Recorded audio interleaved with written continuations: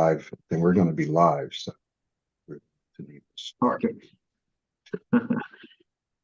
It's going to go. So give me I think we are on YouTube, right?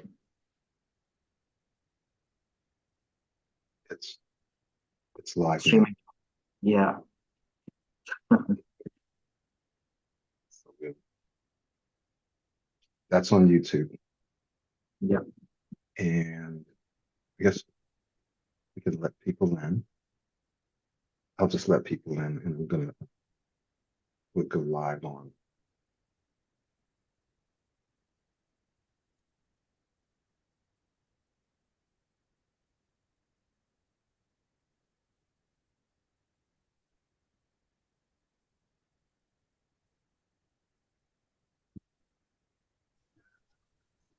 Yeah, I think it's only letting me go live on one channel. It's not letting me go live on Oh, Facebook too.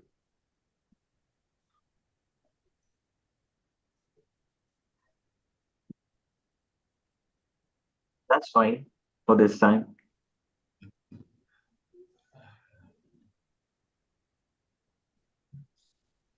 And how are you, Isaac?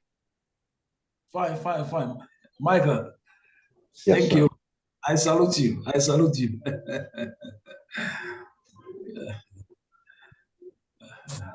We're going to, we'll have everyone's video and audio off for now until we go into our question and answer period. Okay. So, and then we'll, you guys can turn your videos and audios on at that time.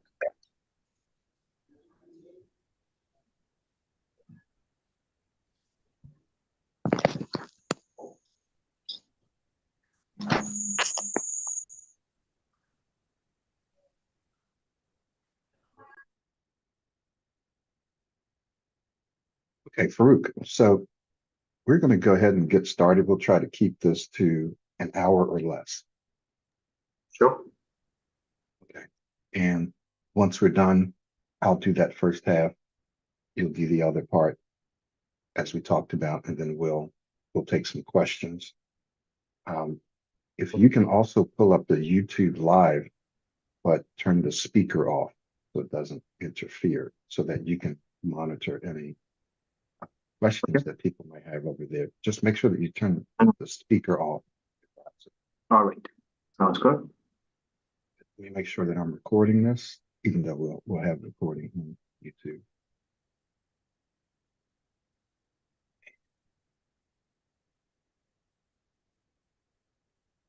Yeah, very good. So we're going to go ahead and get started. This is a training that we did not too long ago in our virtual speech masters, and we'll talk about that a little later because it's a really, really cool and helpful resource for all of you that are watching. Think of it like a supercharged virtual Toastmasters.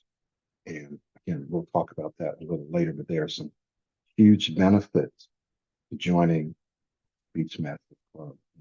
We will share those benefits with you in between and towards the end. But today, we want to talk to you about something that each and every one of us has to deal with and often struggle with on a daily basis. The vast majority of everything we do is a habit. Our habits, almost everything we do, a lot of what we do are habits.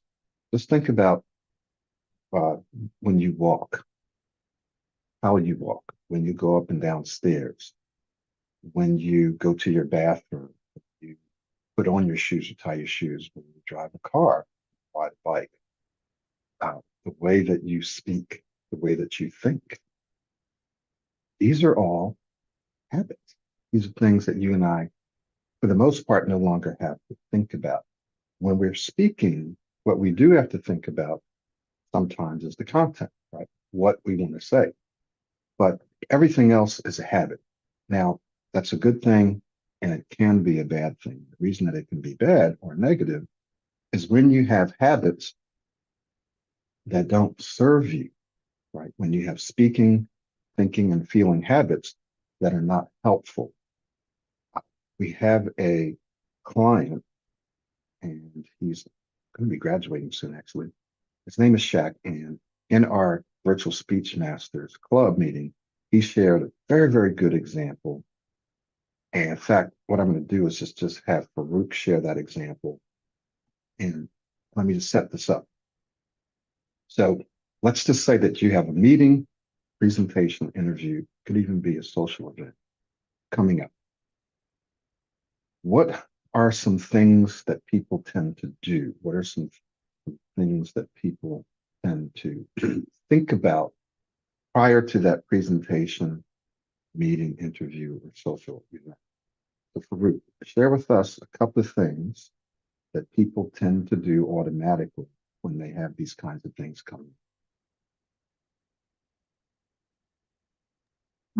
All right. So first of all, hi to all of you. It's really wonderful to see everybody right here on Zoom, on YouTube, and everywhere.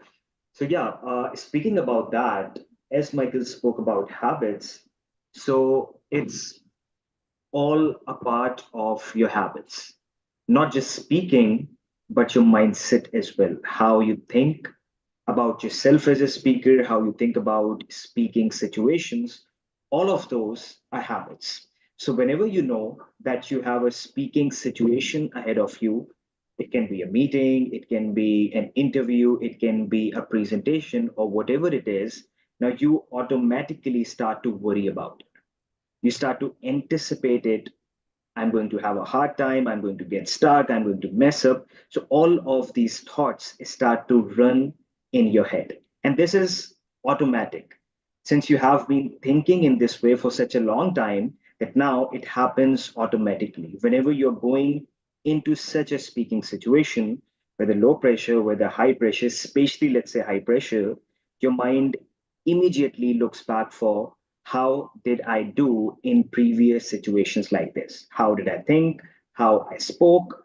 All of that. So it goes out and looks for it in the past.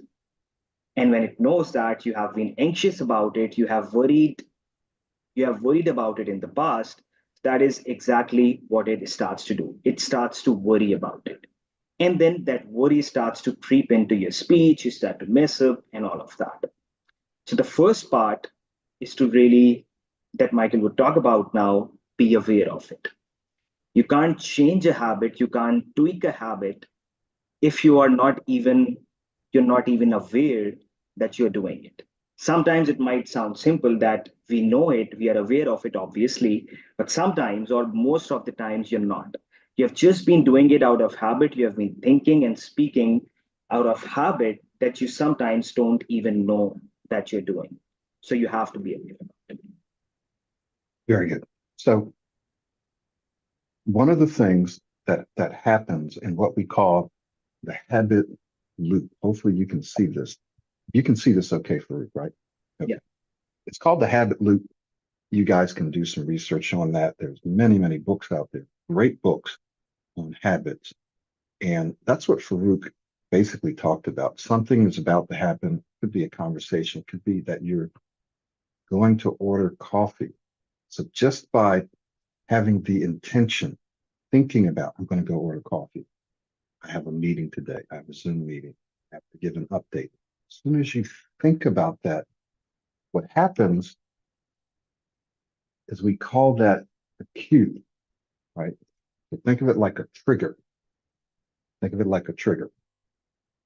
And so this event is a trigger.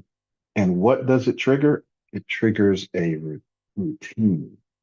And routine is a pattern of behavior, habits, right? So for some of you, that routine is going to be, as Farrukh said, worrying, feeling anxious, getting nervous. For others of you, this routine may be avoidance.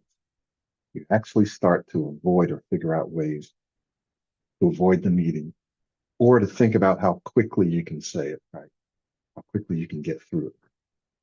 So this is one part of the routine. Now, another part of the routine is when you actually have to speak. When you actually have to speak. When you have to speak, what's the routine there? Well, if you've had previous negative experiences, like you've gotten stuck, you haven't been able to give your name, you haven't been able to say what you want to say in that moment, your heart starts pounding, any of those things and more. And that starts to happen, as we said, it happens automatically. It's a routine that was queued up by that event. And now this routine is running. Think of it like a program. It's pretty much exactly what it is. It's a program. It's an unconscious program that consists of your experiences, that consists of your attitudes, your beliefs, your self-image, your self-esteem, like all of those things kind of combine to help create that routine. So then you have trouble introducing yourself or saying your name, saying whatever it is. That's the routine part of it, the challenge. So there's at least two parts to the routine, at least two. Really, we could say three. One are the thoughts that you have, sometimes even before you actually start to speak, before you open your mouth, you have these thoughts. You also have feelings. There are feelings and there are emotions. So you have physical feelings, right? And then you have emotions that you start to feel.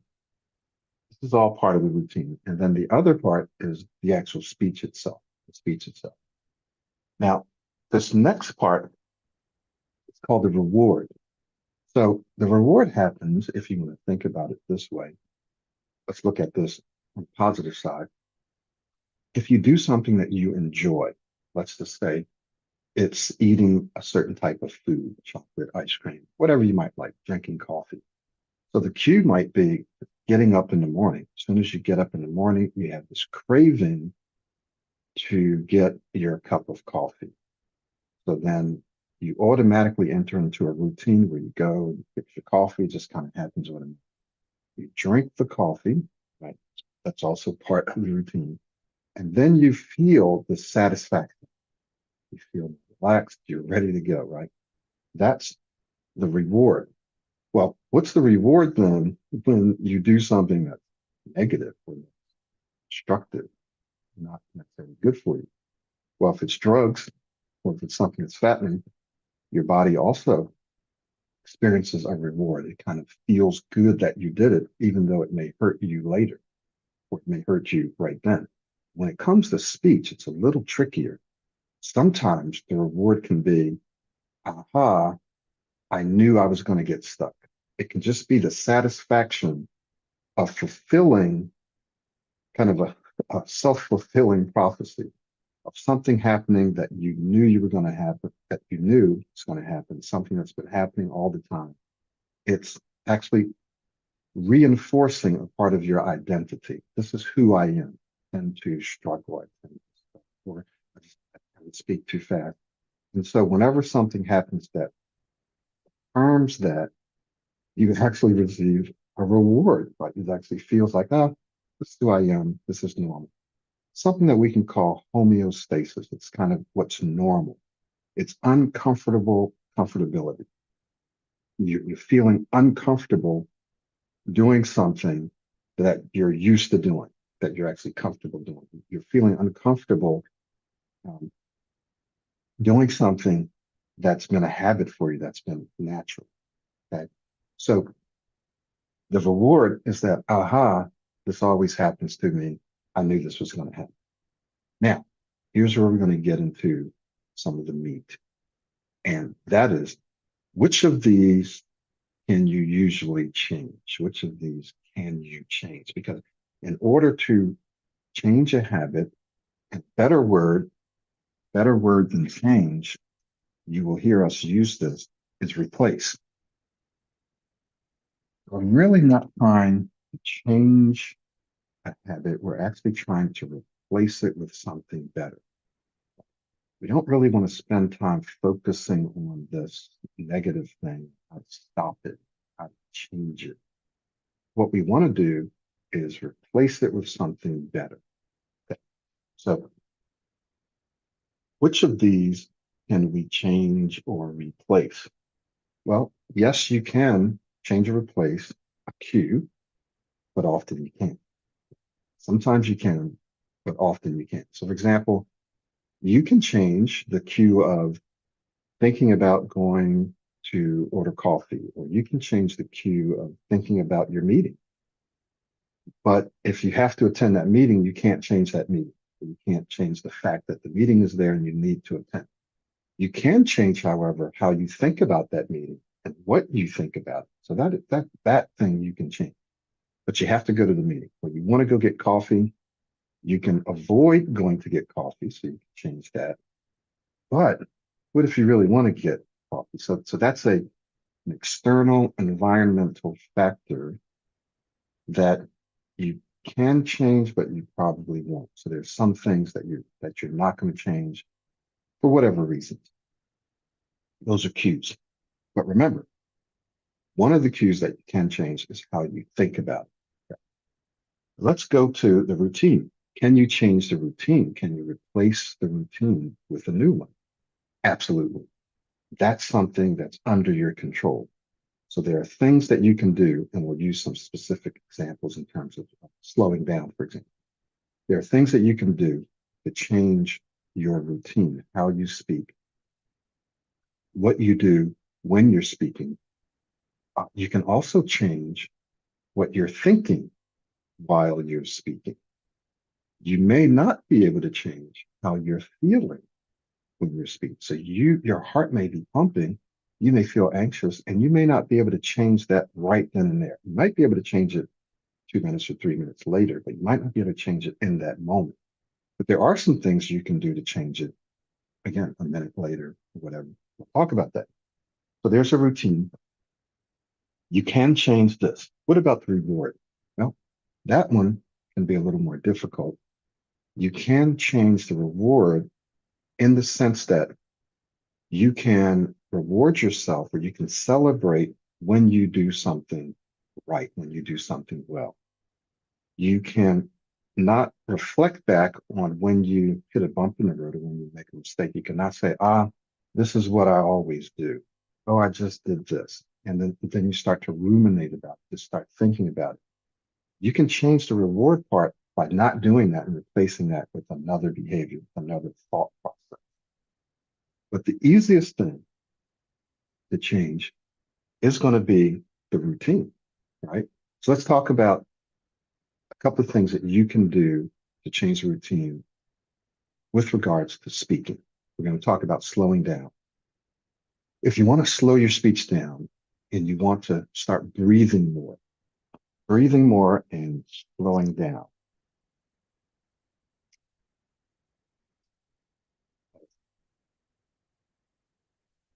And slowing down. These are the two things that Farrukh and I found that have helped the most people the fastest is breathing, breath, breathing, slowing down. Slowing down.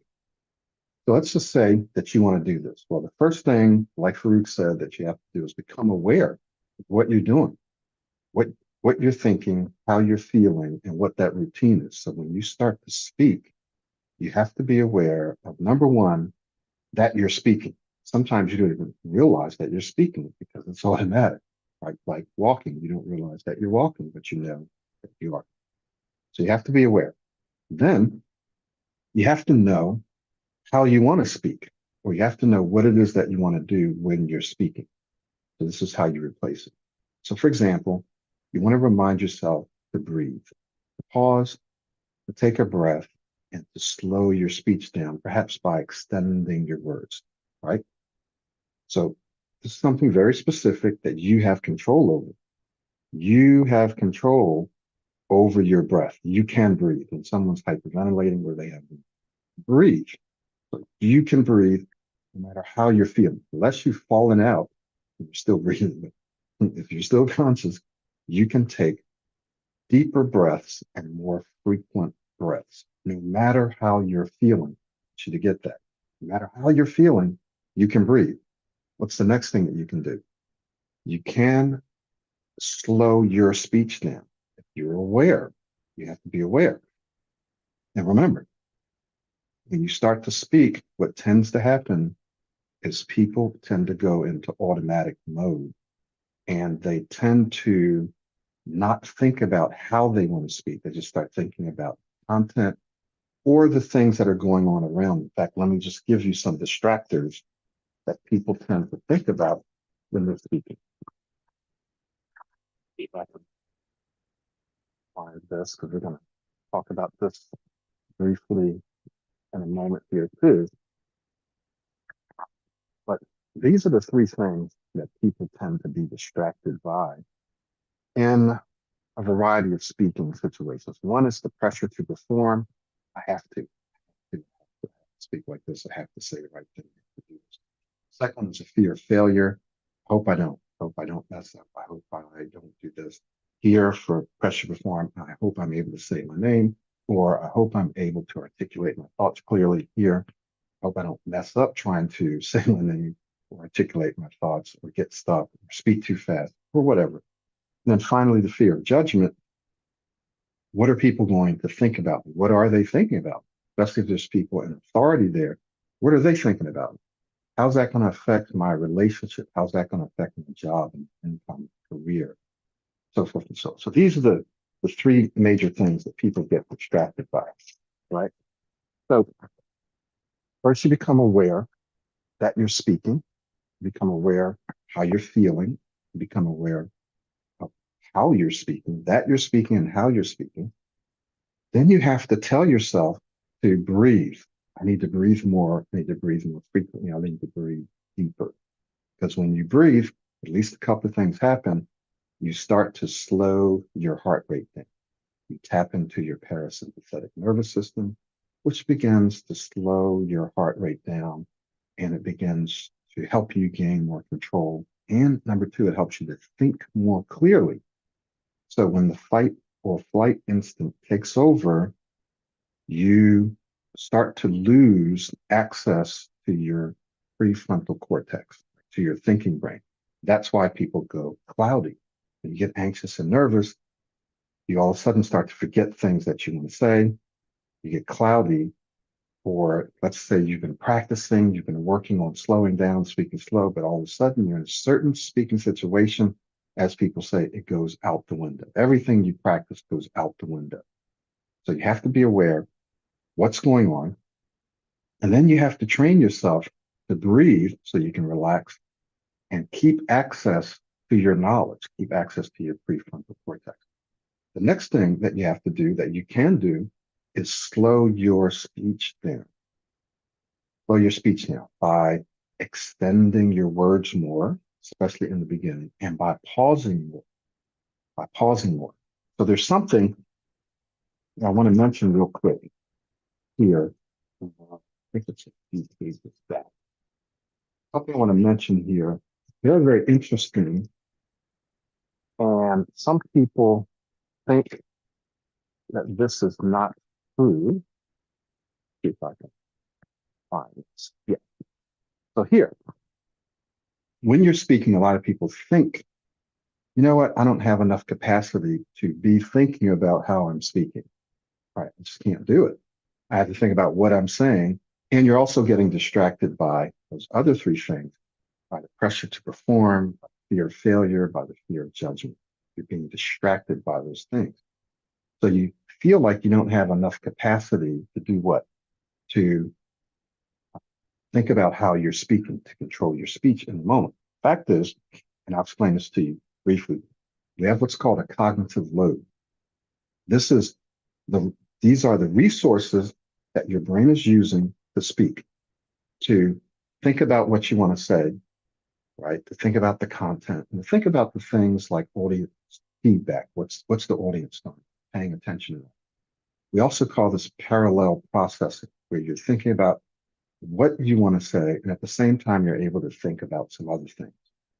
Cognitive load, this is the These are the resources that your brain uses to speak. Cognitive reserves is the capacity that you have left over. Everyone has cognitive reserves, meaning you have capacity left over even while you are speaking, while you're thinking about what you want to say. You can also think about something else. You can also tell yourself to do something else. You can do this while you're speaking, parallel processing, right? Now, the more you speak, the better you speak, the more you're able to speak without having to devote a lot of resources to the content. Like right now, the content's up there. I'm not having to think specifically about what I'm saying. I know what I want to say. It's in there, so I can just say it. So I'm using less of a cognitive load. But cognitive breathing space or the pause, that's where, like I just took a pause, that's when I could take a breath. That's when I could, if I needed to, tell myself to relax, tell myself to slow down, just in that little pause right there. Right? It's called cognitive breathing space. It's where you can breathe, it's where you can pause, and it's where you can give yourself the command to slow down, to breathe, to relax. So no one can say that they can't do it because you can do it while you're speaking and you can do it when you pause. Very, very important to realize that. Now, let's take a look at one other thing here that will help you in terms of focus.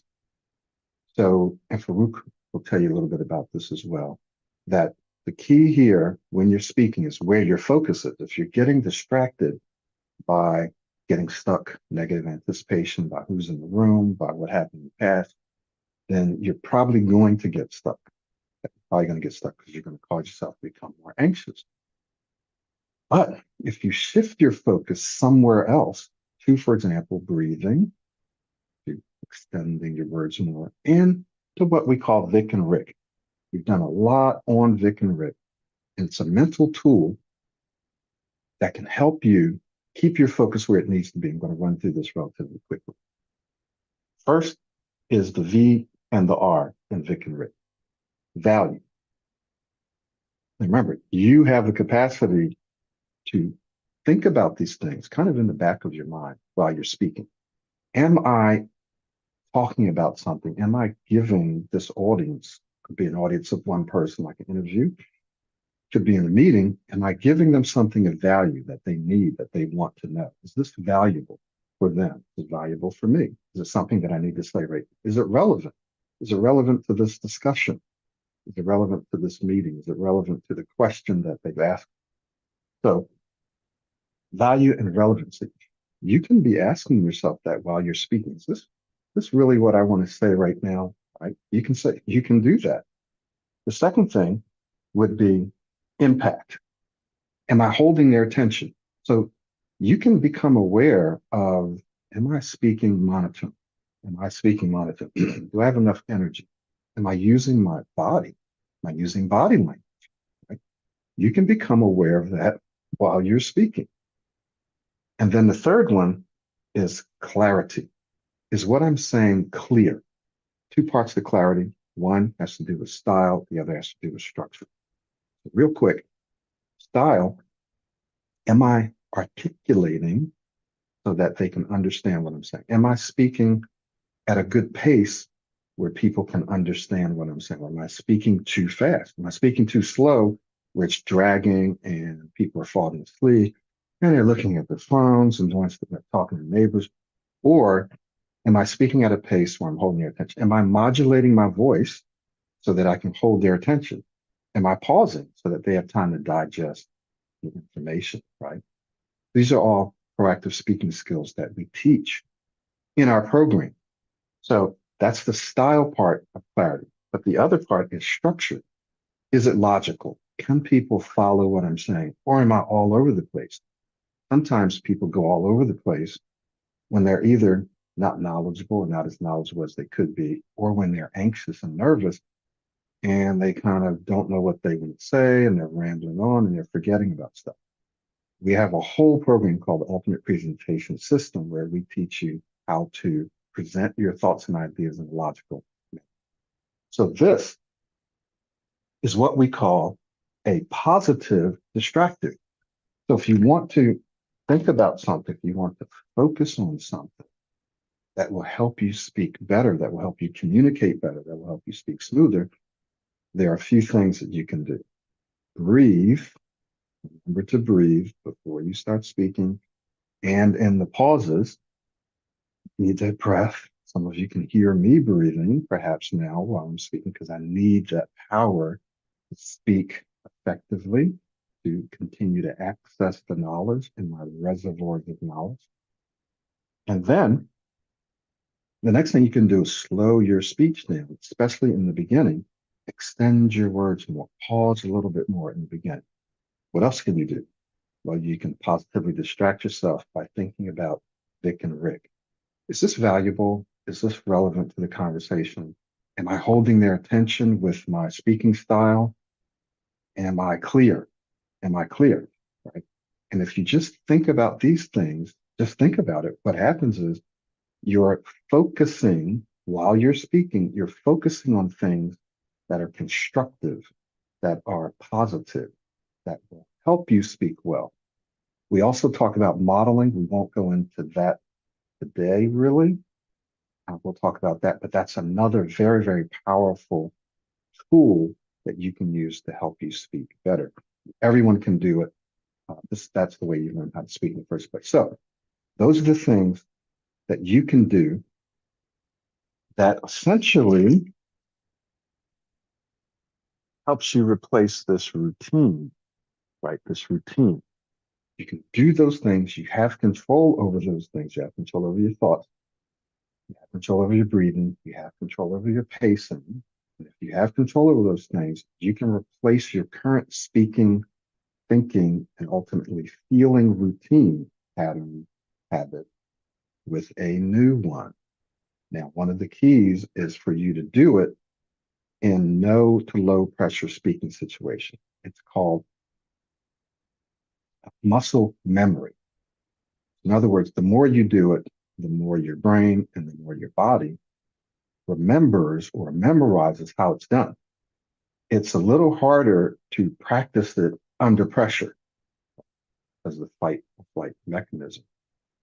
But it's very easy to do it, obviously, when you're by yourself, right? But you're also building muscle memory when you're by yourself. It's easy to do it when there's no pressure, when you're speaking to friends or family, if that's no pressure or low pressure. So no pressure, low pressure, even medium pressure. Every time you open your mouth, you want to be aware and you want to practice these things. Don't just say, oh, well, I'm with my family and friends.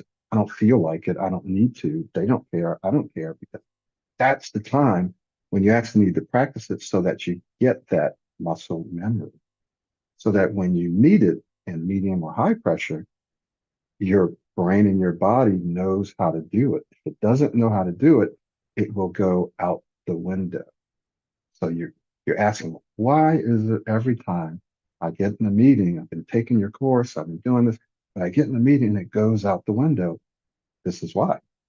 Because you probably haven't been using it consistently enough in no to low pressure speaking situations. If you use it all the time, the way our brains work, your brain will remember how to do it. And you will be able to do it more and more high pressure speaking situations. I hope that makes sense.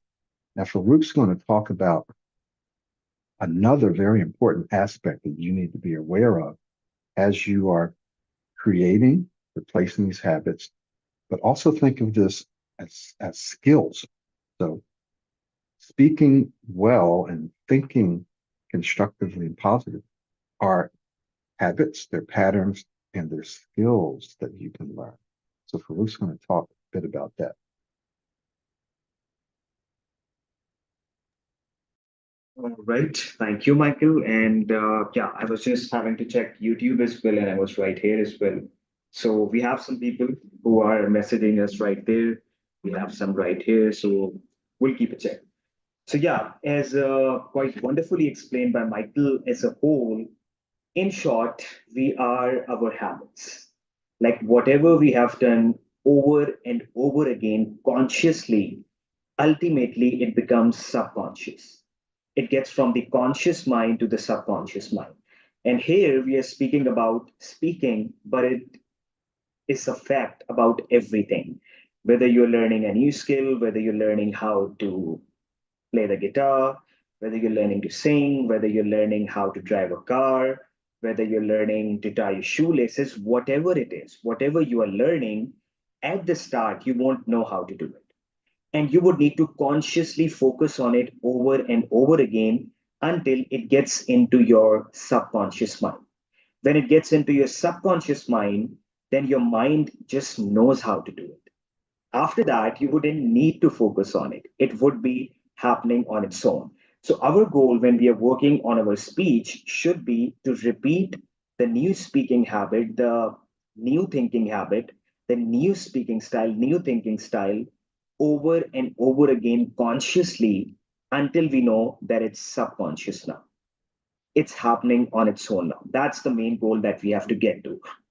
But it would only happen by consciously repeating stuff over and over again. Now, why the brain forms habits? Brain forms habits because it is kind of lazy in a sense. It doesn't want to focus on every activity every single time. For example, when you're tying your shoelaces, your brain does not want to spend a whole lot of energy every time you tie your shoelaces. All right, first I have to do this, then do that, then I have to tie it in this way. It does not want to do it every time. So, what it does, it makes it a habit so that whenever you encounter that activity again, like tying your shoelaces, your brain goes back into the past, looks for how has it performed related to that activity in the past, and then it performs exactly in the same way. This way, it doesn't have to spend a lot of energy doing it. So you can kind of call it laziness in a sense. You can also call it smartness in a sense that our brain wants to form habits. Like Michael said, it is good for us, it is bad for us at the same time. It is bad for us because, for example, if you have been speaking in a disfluent way for such a long period of time, it's a habit now. It happens on its own. Right now, it's not good for you, it's bad for you. So you have to work on it, you have to change it. But it's good in a way because once you change it, once the new speaking style becomes automatic, once it becomes programmed into your mind, into your subconscious mind, it would be very hard to unprogram. So, if we could form habits in a day, in 4 days, it means that we could also lose habits in 2 days or 4 days.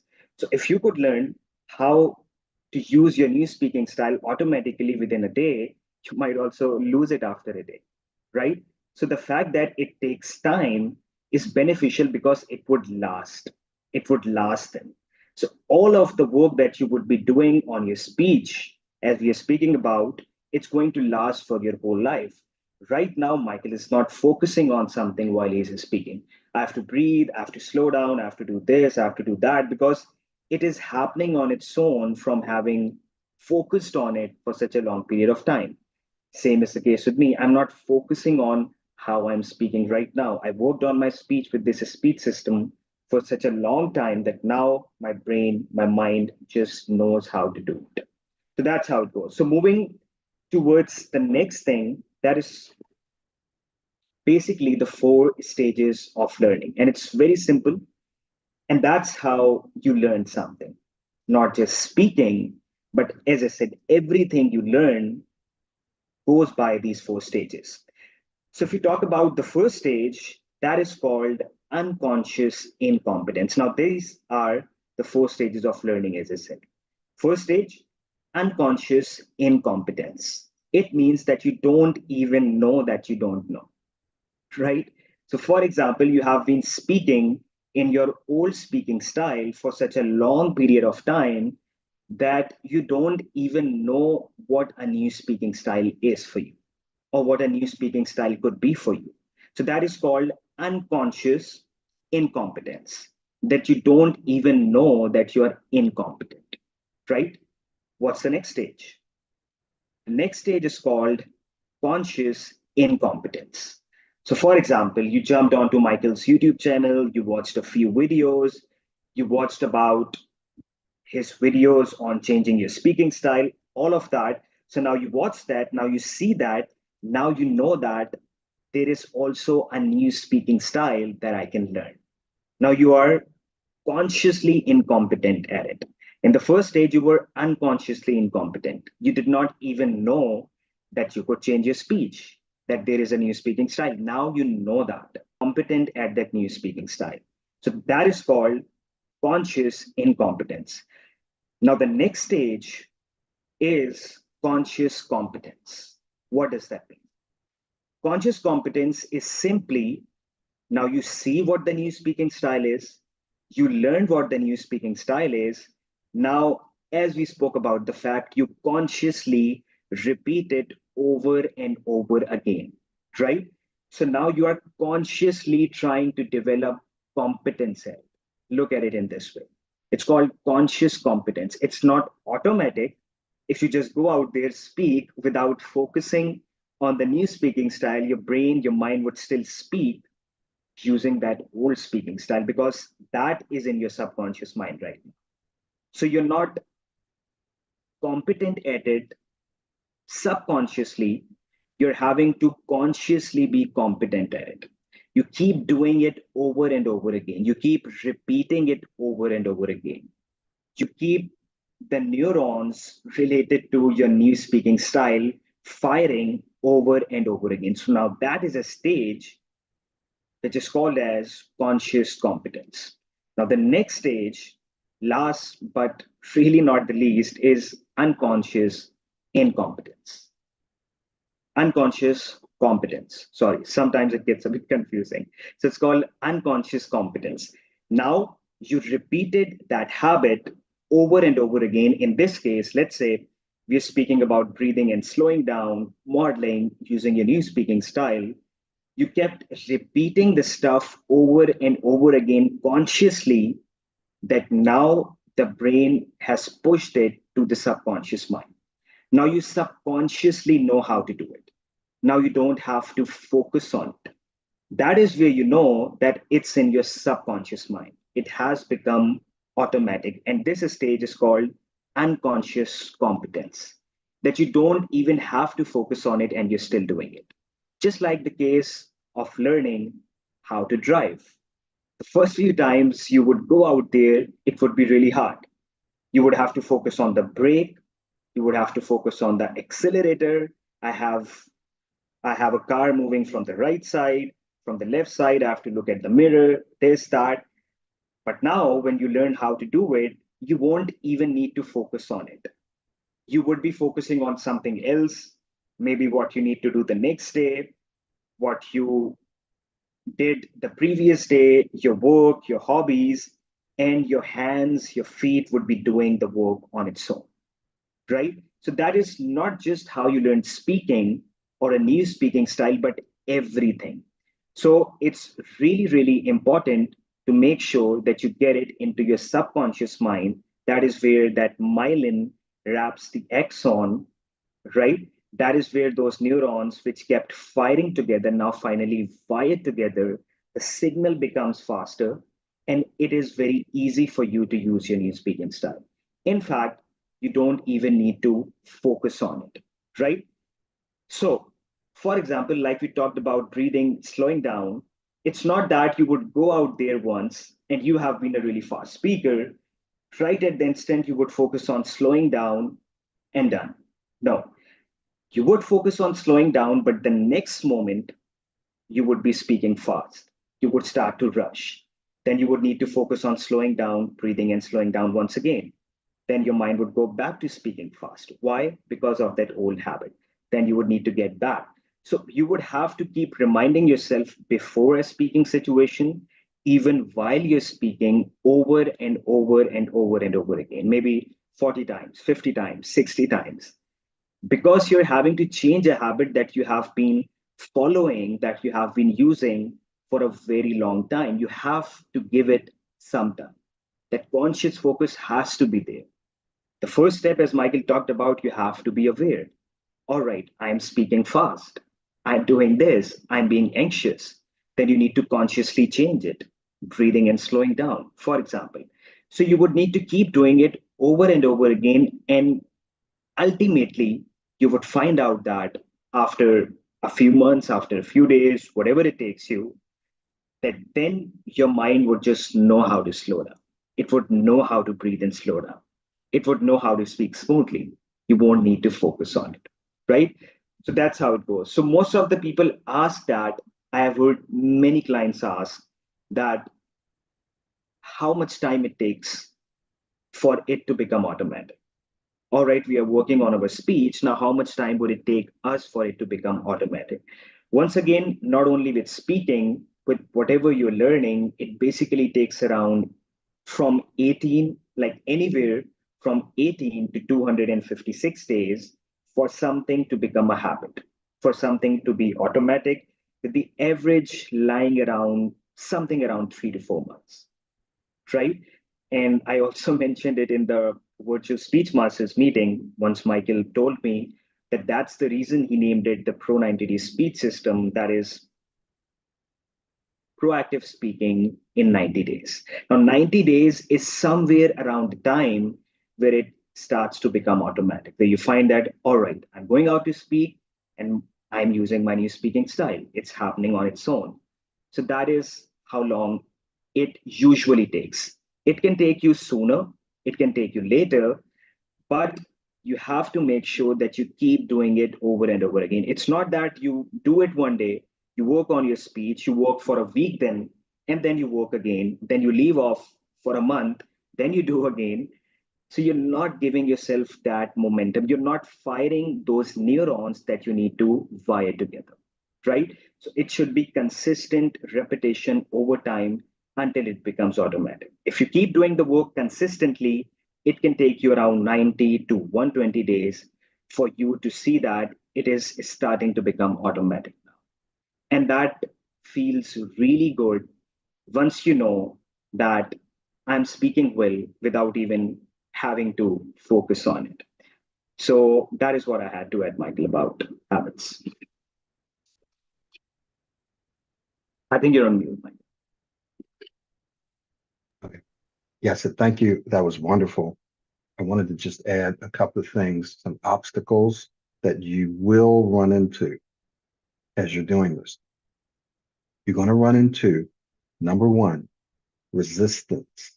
You're going to run into physical resistance and mental or psychological resistance, which includes emotion. Well, Michael, what do you mean when you say resistance? Okay.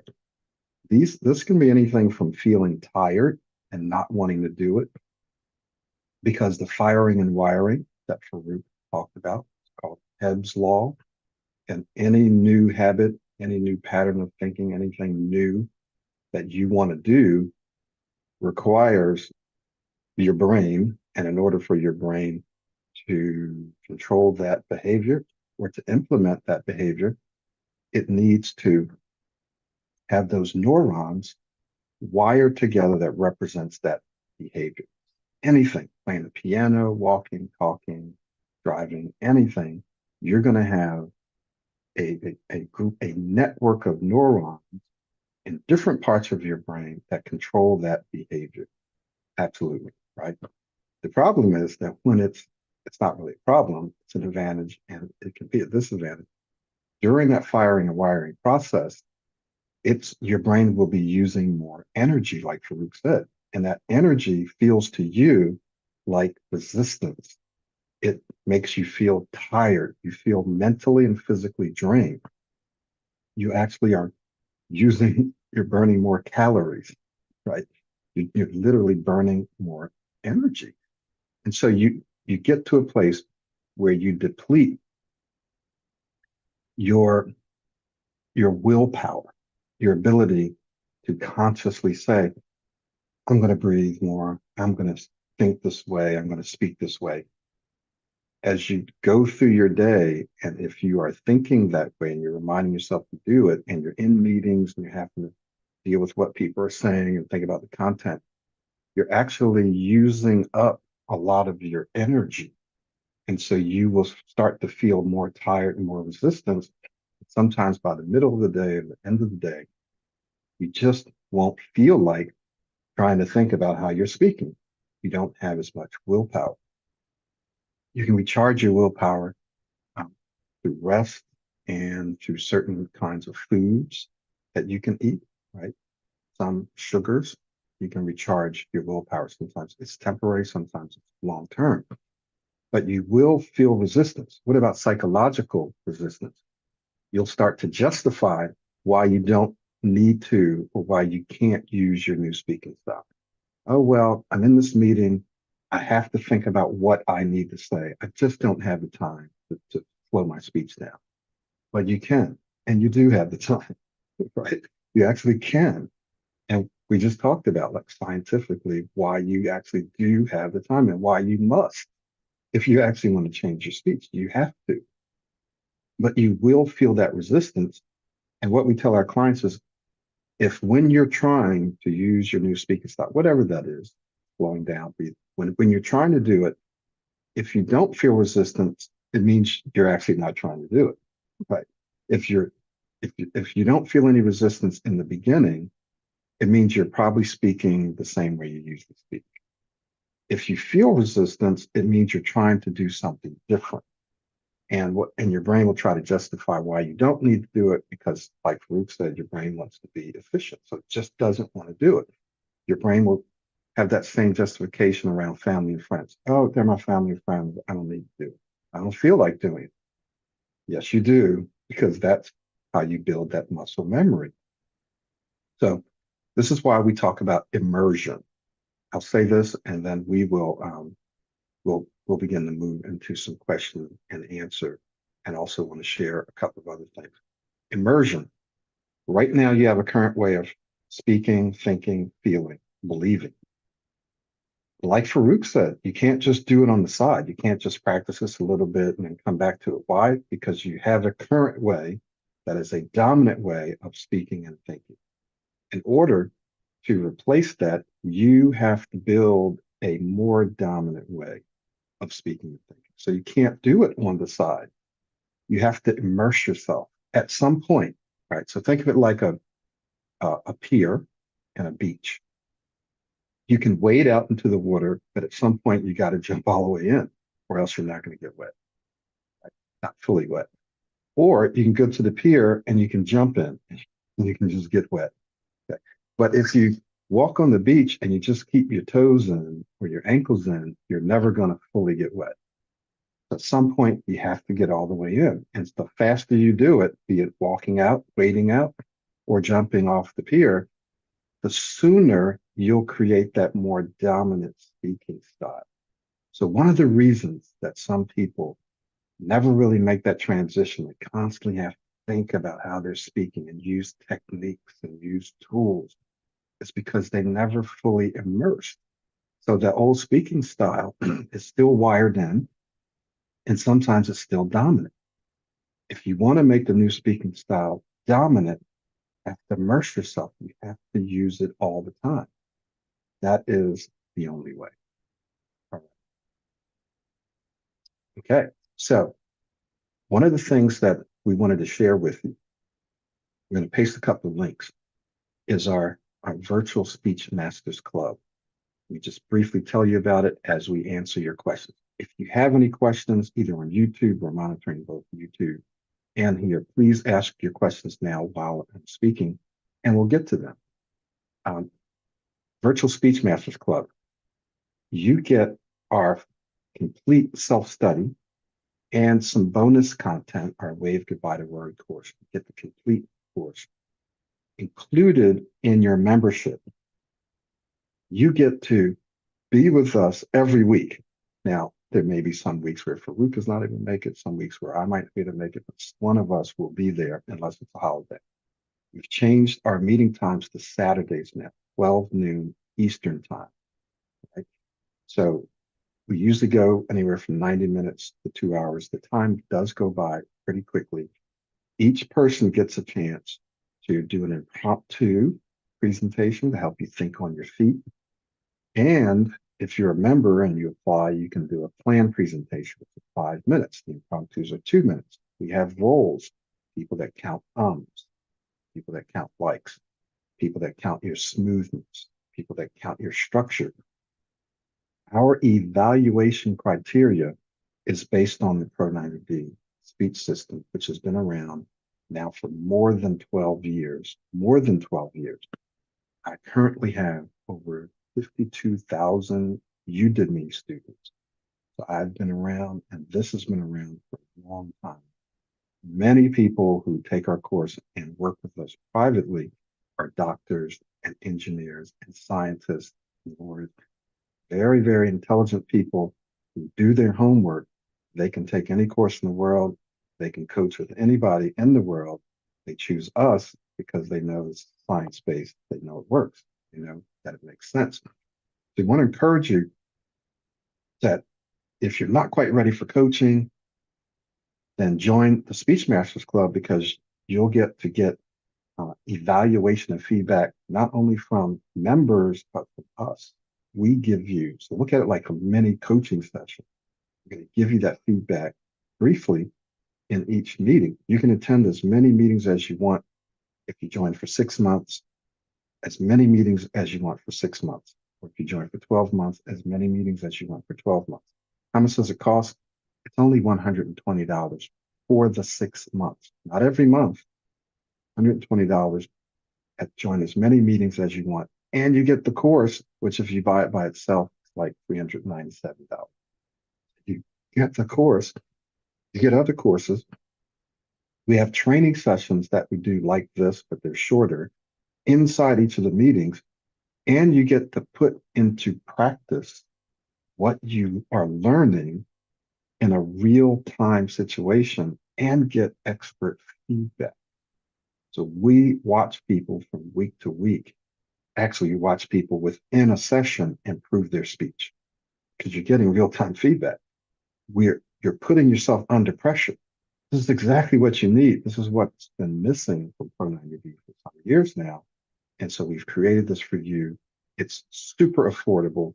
You get the course too. That's what we want you to know. You get the doggone course, and you get to meet with us every doggone week.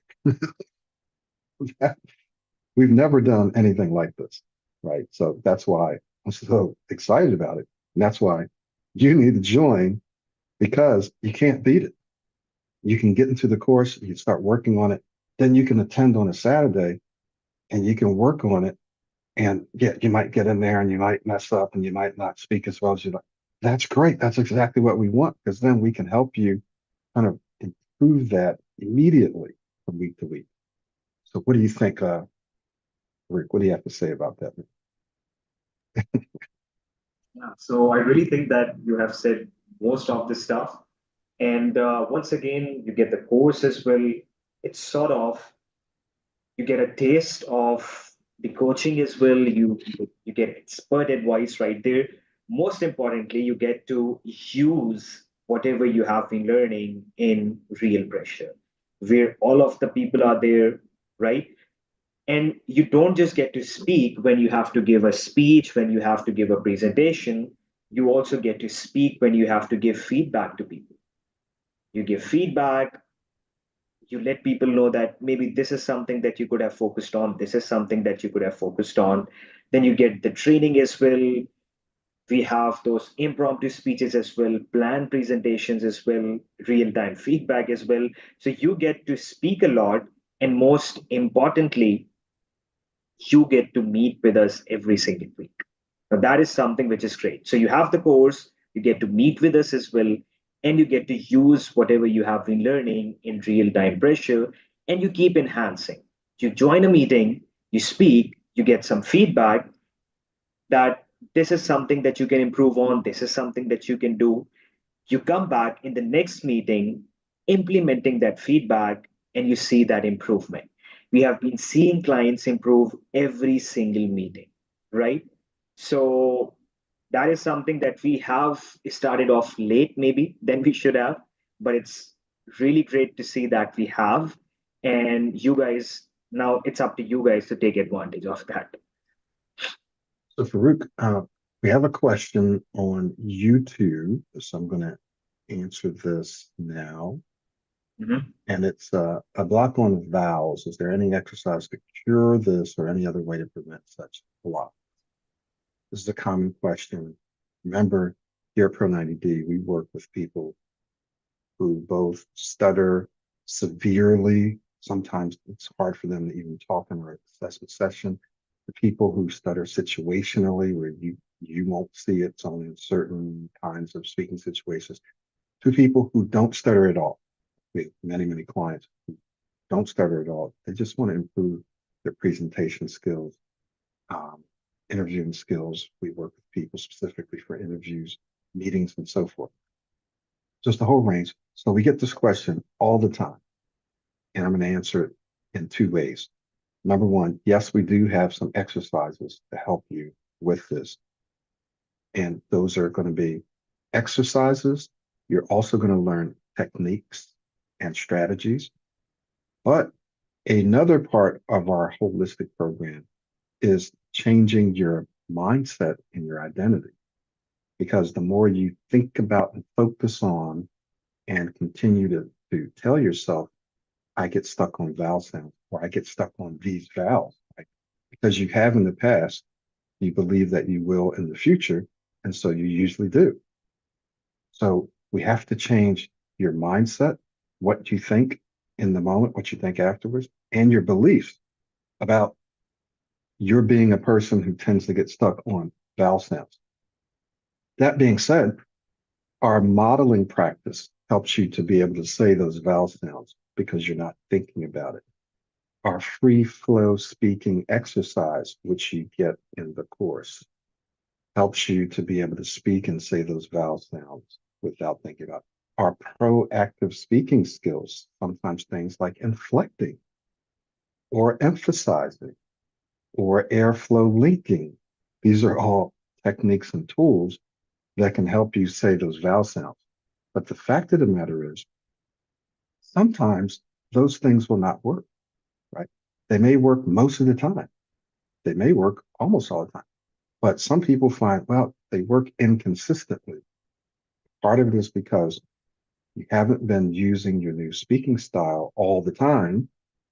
And when you use your new speaking style all the time, not only does your speech smooth out, but you begin to change your mindset and your identity. So you stop thinking about speaking. You stop thinking about the first sound, the first words, those vowel sounds. You literally stop thinking about it. When you don't think about it and you're speaking with the flow, then you'll find that you don't really have problems with those vowel sounds. But if you did, there are times where I still get stuck, right? And if you do, you're still relaxed, you're still confident, you're still calm because you have a tool. And your brain will either automatically use that tool or you can consciously employ the tool and you keep going so it doesn't affect you. So the answer is yes, we do have exercises and techniques to help you, but we don't want you to solely rely on that because the other side has to do with changing your mindset and your identity. If you don't change those two things and you just rely on tools and techniques, then you will forever have to rely on tools and techniques, and they will be inconsistent. I'm just telling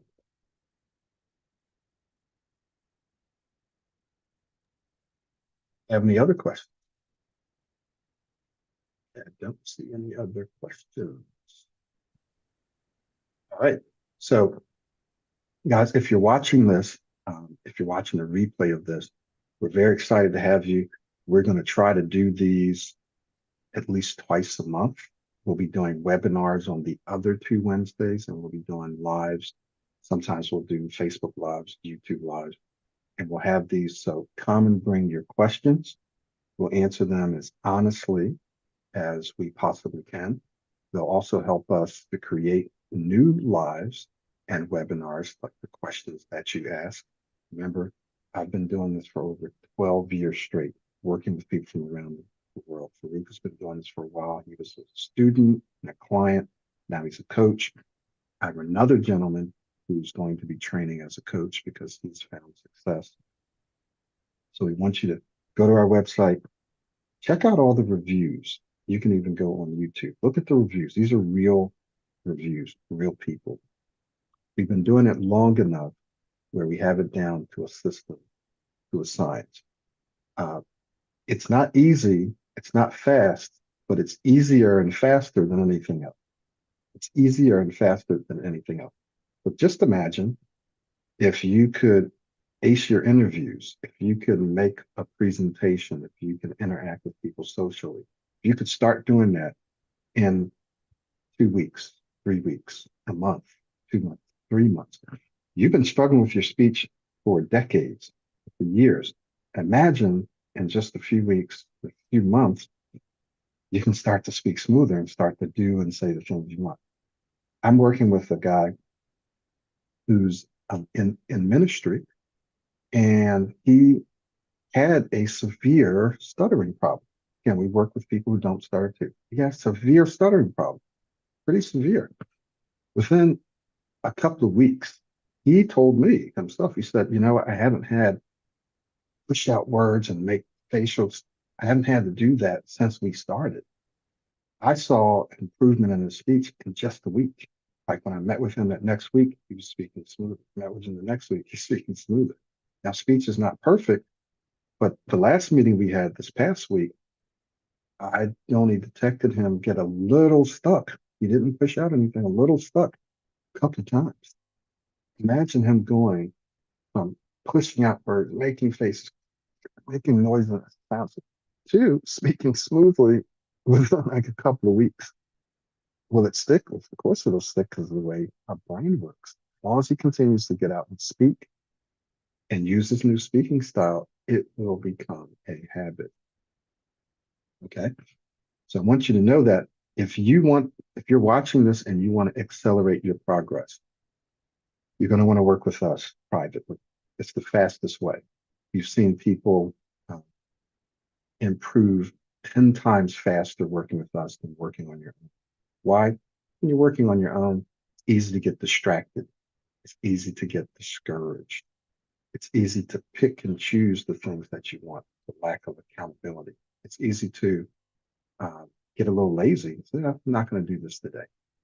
When you've invested your time and money, and it's an investment, you tend to stay on track. You'll improve way faster.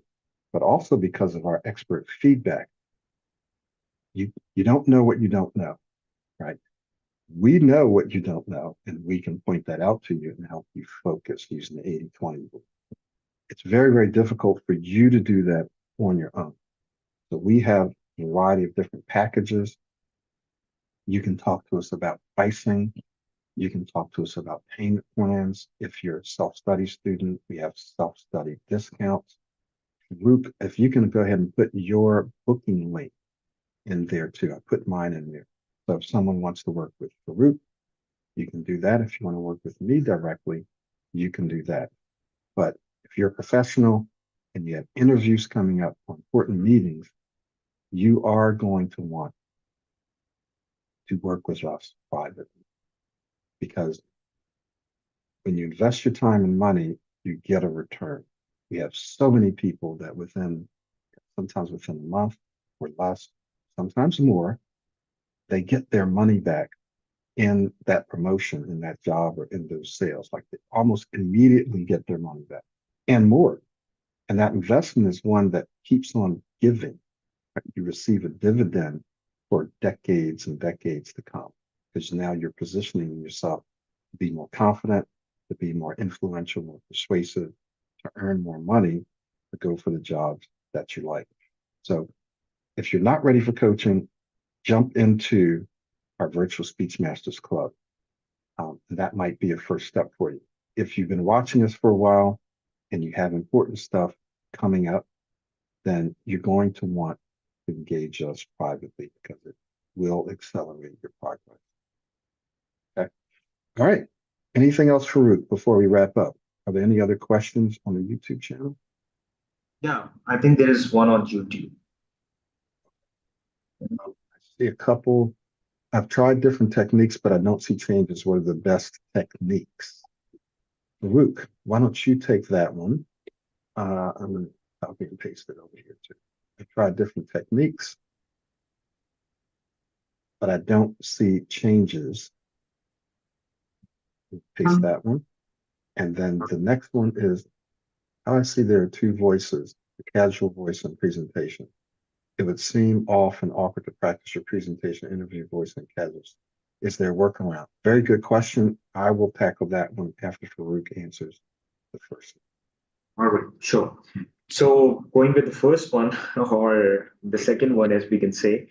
So you said that you have tried different techniques and you haven't been seeing the changes in your speech. Now, there would be two major important reasons for that. The one thing is that the Pro90d speech system is just not based on strategies and techniques to help you overcome stammering or stuttering. In fact, that's not even our goal. So, one reason might be that you're having the wrong goal in your mind. You are using strategies and techniques to not get stuck. And if you keep focusing on that, that is all you would get. Like, I'm using this so that I don't get stuck.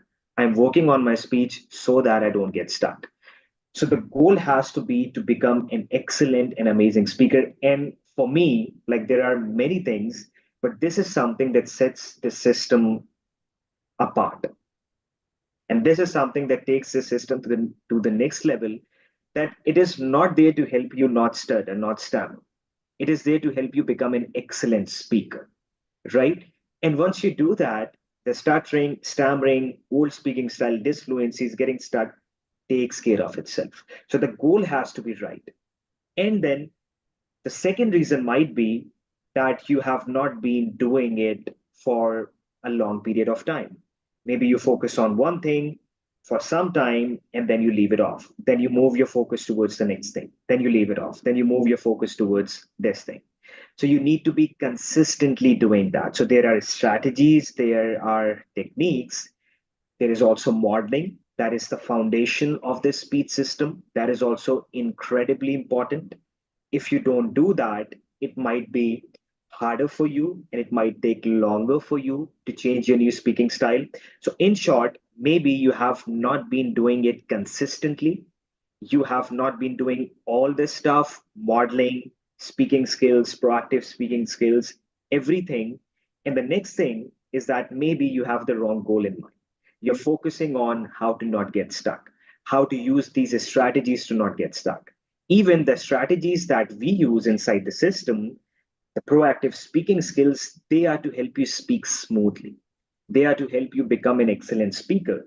And those are the speaking skills that excellent speakers use. So you are learning how to become an excellent speaker. In the process, the old speaking style, like we spoke about in this whole session, takes care of itself. So make your goal right and keep doing everything and keep doing that consistently. Yeah. Let me just add one more thing to that. You may not be putting yourself under pressure trying to use those skills. So maybe you're just doing it by yourself. And like Farrukh said, you're not doing it consistently. So then when you actually have a conversation with someone or you're in a meeting or in school or wherever, it doesn't work. It doesn't work. Why? Because it hasn't wired itself in that kind of a pressure speaking situation. You have to actually put yourself under pressure and remind yourself to do it.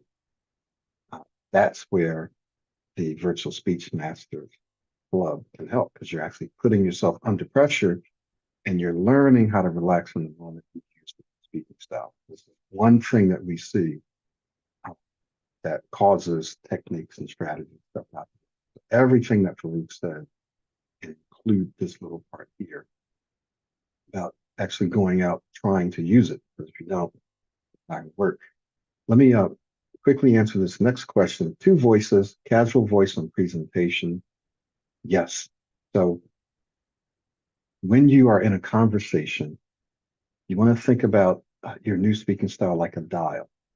Like a dial. Dial it up or you dial it down, but you don't turn it off. One of the things I had to learn is I would dial it up in a presentation or interview and turn it off in conversation. And so I would revert back to my old speaking style. This is 20 some years ago now. So I figured out, it took me a few years to figure this out. It doesn't have to take you this long because we're telling you now. Don't turn off your speaking style in casual conversations. Just dial it down. Well, Michael, what do you mean by dial it down? Well, for example, I'm not going to emphasize as much in a conversation. I'm not going to use as much body language, depending on who I'm conversing with, the excitement level. So I'm just going to dial everything down. I'm still going to use my hands. I'm still going to inflect. I'm still going to emphasize, just not as much, just not as dramatically as I would in a presentation. So that's the one thing that I can tell you, that in certain speaking situations, meetings, presentations, interviews, support conversations, you dial it up.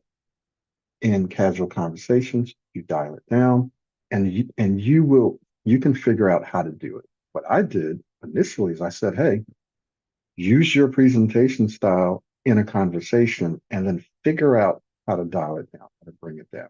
So I would just go into a casual conversation. Yeah, exactly, man.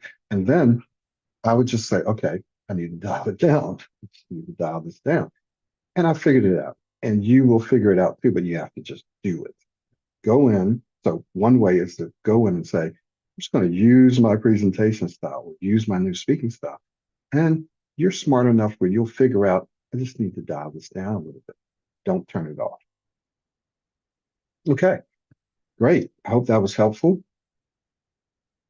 I coached personally with Mike 11 years ago, and let me tell you, the system works.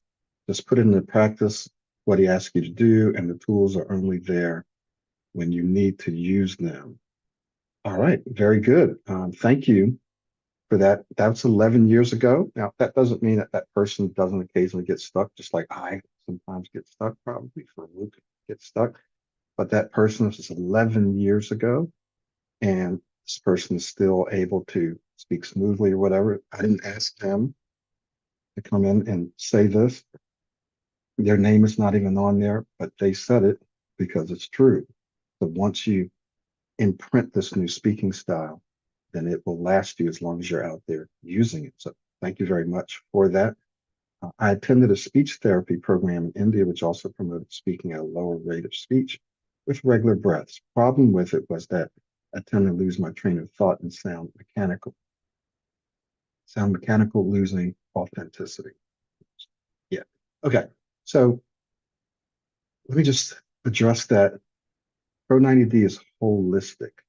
So we say slowing down and we talk about breathing. While it's an important part of the process and the system, it's definitely not the only part. When you think about modeling, you think about free flow speaking, you think about all the proactive speaking skills Farrukh mentioned in terms of helping you become an excellent speaker. So it's not just about stuttering. So this is not speech therapy, even though some of the techniques we use, speech therapists use, and other programs use. This is not speech therapy. This is to help you become an excellent speaker, and all the skills we have, as well as modeling, designed to help you do that. That takes care of the problem of sounding mechanical. I hope Farrukh doesn't sound mechanical. I don't think I sound mechanical. Many, if not most of the people that go through our system, and when they practice modeling and they practice dynamic speech, they don't sound mechanical. So what you were learning was effective to a certain degree, but it's not the only thing. It's not the only thing that we do. It's just a small part of it. So even from the very beginning, we never teach you to sound mechanical, right? Everything we do always includes modulating your voice, modulating your pacing, right? Emphasizing. These are all things that great speakers do. So in Pro90D, unless you choose to do it, you will not only will you not sound mechanical, people will tell you, you sound great. You sound good. We have clients who tell us that they didn't believe it at first. They said, I'm a little skeptical of that, Mr. Michael. But after a few weeks or a month or two, someone comes to them from their job, their boss or family member says, wow, your speech is really improved. Or that was a great presentation. That was really, really good. Unsolicited. People just notice it and come, and then people start to ask them to lead meetings or to give more presentations or take over this. They didn't believe this was true at first, but when it starts to happen, they go, Michael told us. So that's my long answer to your question or your comment about mechanical speech. But thank you. All right, Farrukh. I think that's about it, right? Yeah. All right. We'll stay over as long as we need to during these live sessions to answer your questions.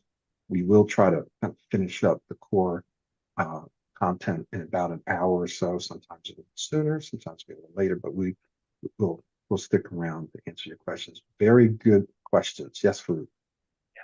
So something just that I would like to add towards it is that by slowing down, when we say slow down our speech, we don't mean drag your speech like this. So there is a difference between dragging your speech and slowing down your speech. So we slow down our speech by extending more, by breathing more, having to pause more, by emphasizing more words. And the main advantage to slowing down, it's not the only thing, but it's one of the most important things you can say. It helps you to develop a greater amount of control over your speech. When you're speaking fast, sometimes you feel that you're out of control. You're not in control of your speech. But when you start to slow down your speech, you start to get that control over your speech. And once you get the control over your speech, then you know what to change, what to work on, how to do this, how to do that. So that control has a huge role to play. So slowing down, and we don't mean slow down like this. So there's not just extending, but there is blending as well. There's flow as well. You're extending your words and you're also connecting your words together. You're maintaining the flow. You're not chopping off your words. So there is a whole lot of stuff, and slowing down is just one part of the system. And it does not mean to drag your speech, but just to slow down by breathing and extending more, especially to give you a greater amount of control. So just wanted to add that. Very good. Thank you. All right, let's see. One last question. Do you think neurolinguistic programming and hypnosis can help curing stutter? So as Farrukh said, the goal should not be to cure stutter. I know that's what you want, and maybe one day there will be something, and maybe there have been people who have been cured. Our goal, however, is a bit different because we feel like it's more useful. You can not stutter and suck at speaking, right? There are lots of people who are just not good communicators. They don't stutter at all. They've never stuttered, but they just suck. They're not good, or they're just average.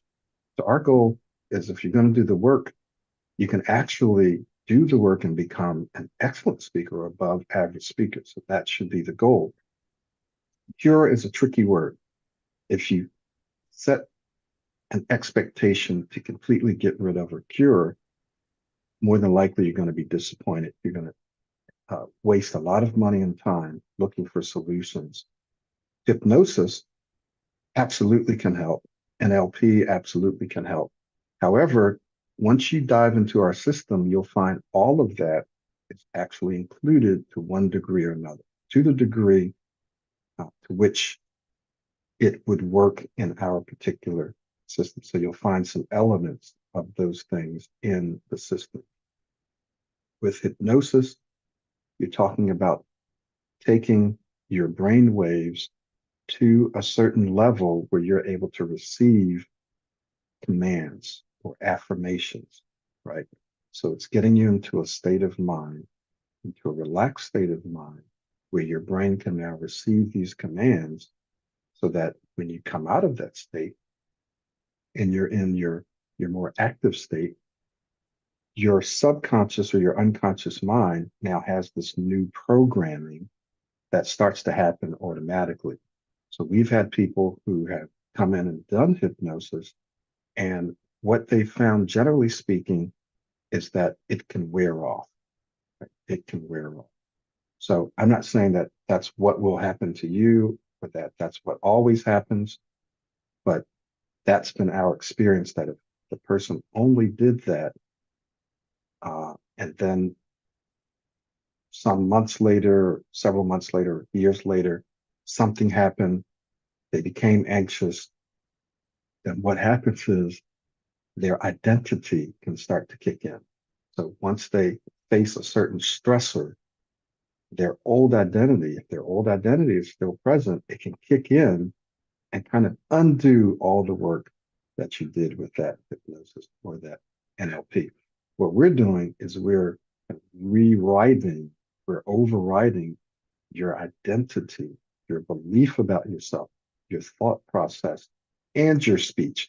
And it's happening on an unconscious level as well. So you get the benefits of hypnosis, but you also get the benefits of changing your identity, your mindset, and your speech. So answer to your question is yes, those things can help, but it may not be holistic enough. It may not. I'm not saying it's not, just saying it may not be. All right. Great. All right, so let's wrap up. Thank you guys for watching. Thank you for attending. We'll be doing an official webinar next week, and we'll be meeting this Saturday. So visit the links that we've put in here and check us out. You can visit us once for free. Then after that, you'll need to join. Remember, it's only $120 for 6 months, and you get the course. So I look forward to seeing you. For those of you that want to accelerate your progress, you already know that this works. Somebody on YouTube just says, hey, I worked with Michael 11 years ago, and this really works. It does work. Okay. Then go ahead and book your free session with me and put the links there. All right. We'll see everybody next time. All right. See you all. Bye.